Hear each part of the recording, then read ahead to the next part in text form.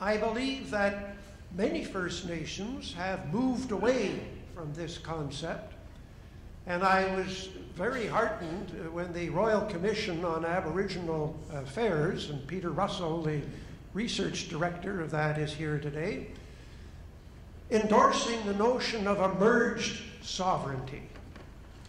It is not us, the non-Aboriginals, and then the Aboriginals, or us, the Aboriginals, and then the non-Aboriginals, but we are all part of the founding cultures of this country.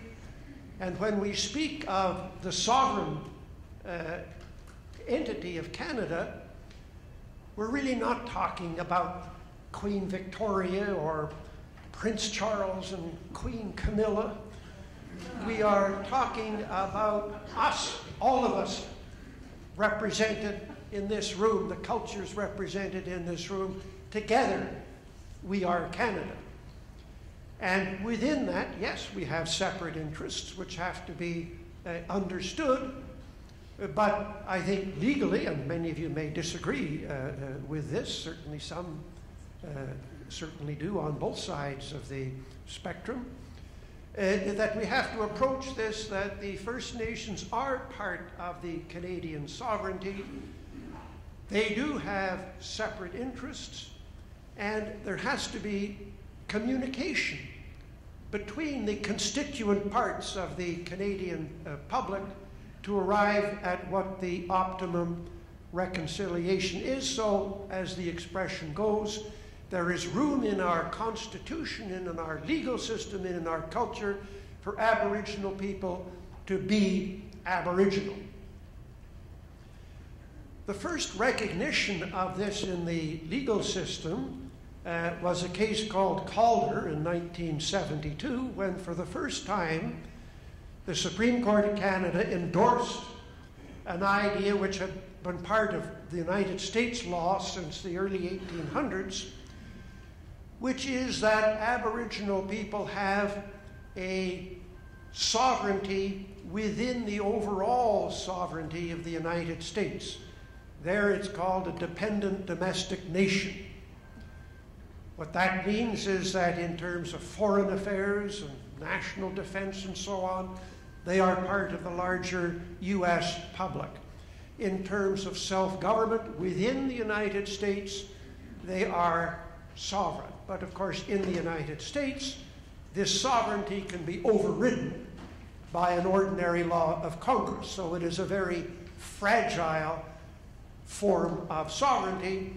And in the United States, I believe, it has been used as an excuse really to extricate the non-Aboriginal government from any financial responsibility towards the Aboriginal citizens of that country.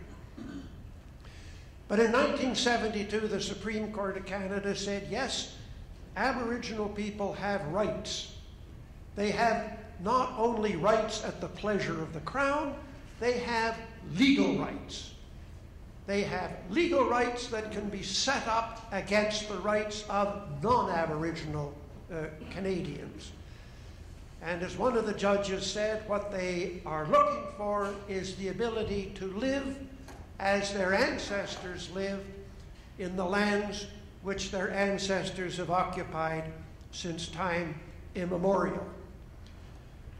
Now, under the legal system as it was understood up until recent times, when France and then Britain asserted sovereignty over the lands that are now part of Canada, with extreme arrogance, as everybody recognized, somebody sitting in Windsor Castle in Britain claiming from the Atlantic to the Pacific was preposterous, given that essentially there was nobody here except a few people in a fort in Halifax and Hochelaga and so on. But nevertheless, that was the pretension of the claim. But under this legal system, it was contemplated that the existing laws, customs, and practices of First Nations would continue. because otherwise there would be a vacuum. There would be no law, no practices, no customs with legal force. But it was conceived of as a temporary measure until the dominant society, the colonizing society, came up with its own laws to replace those of the indigenous peoples.